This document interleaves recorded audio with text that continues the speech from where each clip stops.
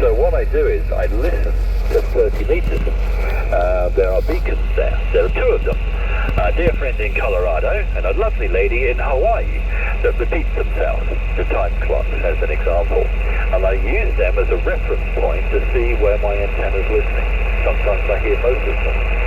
Now the other day, for example, a couple of weeks ago, and I'll try not to waffle on too long, but what happened was I was getting the lady in Hawaii quite strong. The next thing, so I went back to 10 meters, and actually I lie, actually on 20. And I actually worked for the first time for me, China. China was on, which was absolutely incredible, and I managed to work on 100 watts.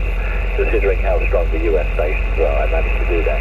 So it is very, very sensitive to listen, and also propagation, throw propagation into the grey line as well. So it's very, very sensitive. And that's how I learn, where I'm learning about propagation, noise in the background, a whole bunch of factors come into play. So to me, it's an all-round listening antenna, and yeah, the rest is history. Back to you. Real fine, Chris. Good explanation. It really sounds, I mean, I've been licensed since 1962, and I've built every antenna except the rhombic. And I think what you're actually seeing is it's an omnidirectional antenna that just kind of follows the sun, and which is, that would be the gray line. And that's about the time I try and get on every evening on 10. I get on usually an hour after dark. It gets dark around 5:30, and seems like 6:30, 7 o'clock. I worked, South Korea a week ago, and Japanese stations too. And I know I'm hearing them when other people aren't, so some of it's a takeoff angle of the hex beam. Some of it's listening for the weak signals. They're not all 5x9, but they're in there. So yeah, anyway, very good explanation. And I think that's how I would have to do it. I'd have to infringe on some of my neighbors to get one that big and butcher their trees. But I keep looking at the possibility. I do have really good neighbors. And that was one thing that I wondered about was which corner I fed it in, and if it'd be directive off the sides or off the end. And from what you're saying, it's really not directive. I think it's just following the sun, following the propagation. I think it's omnidirectional, and I don't think it matters what corner you feed it in. But that's kind of how I see it, and with my technical background, I think I'm close to being right anyhow. Wonder if you have any RF in the shack on any of the different bands. Go ahead. I did, actually. I don't on this particular length. I did on the original 160 loop. I did. All of a sudden, I was on 10 meters FM, and I got a hot bike, and the lady zapped myself, and that was a wake-up call. Hence, that's why we re-looked into it, and could see that some of the links weren't quite happy with that particular standard 160 antenna. That's why when we found that the research they got it from was M1SU, if you will look them up. I've never met the guy who was spoken to him, but I got to be fair, the credit's got to go to him. And what was happening was his length. He'd done a number of experiments with different lengths, and this was the magic number that he found. And I took that as good sound advice. I said, you know what, this guy's put a lot of effort into this, and I have to acknowledge that. And we did this.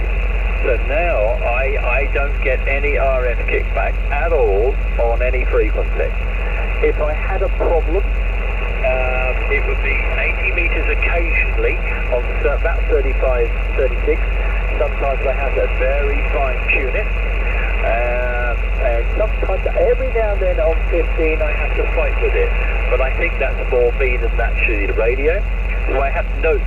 Actually, I have the band written down, and I have like the transmitter numbers, the antenna number, and the inductance. So I have a list, and every now and then when the weather changes or the antenna expands a little bit because of the weather, I have to make little minor adjustments. But basically, the SWR and the radio is what I go by. and that is sitting at just one, just not even one-to-one. It's just there. One little mark every time I'm talking on sideband of course. And that's it. It's a great antenna. I hope you get a chance to do it. Because I think your summary is absolutely bang on. It works for the sun. I like the way you said that, and I think, yeah, that's a simpler way rather than me waffling. And it works very well. Back to you. Yeah, so fine, Chris. Yeah, I had a couple of reservations, usually before I do anything. I mean, I know it inside and out. I know exactly what I'm going to do, and then I go ahead and do it, and usually it comes out as I expected.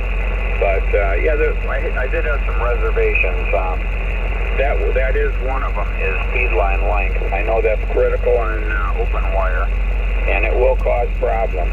And the old timers used to say, don't use a D104 mic for obvious reasons. But yeah, I'll have to look them up. And you know, I keep going out in the yard and looking around, and if I went, you know, a couple of neighbors one way and a couple of neighbors the other way, you know, out in the very back of my yard, and then came around, there's some trees out in the front yard. I could almost pull off this 160-meter loop, but I have to do it through some tall trees and friendly neighbors, and have it all come back to the tower somewhere.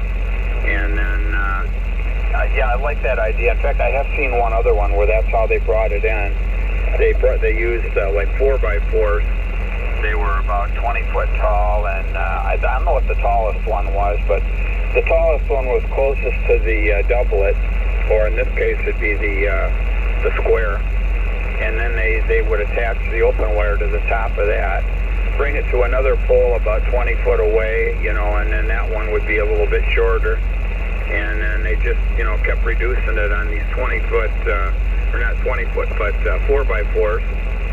And then they got it right over to the house and, you know, brought it in through an opening somewhere in a wooden panel or something, and bingo, bango, and up to the tuner you go. And I think back in the day I used to use knife switches, so. And I think they use spark plugs too for static drain and lightning protection, and there's a couple articles on stuff in hints and kinks with using regular spark plugs. Anyway, I think I'll get off here. I'm sure there's other people that want to work you, Chris. I enjoyed it. If you hear me on, give me a call. I think I'm going to go eat my dinner and then look for some Asian contacts here in a bit. Best of 73s to you, Chris, and thanks for all your information there. DE5CJB WA8FGV. Well, I appreciate you coming by there and saying hello. That's great, and I think you've got it. You've got it all figured out. And I sometimes like to say, roll the dice. Static will be a problem you'll have, but you've already got it pretty figured out.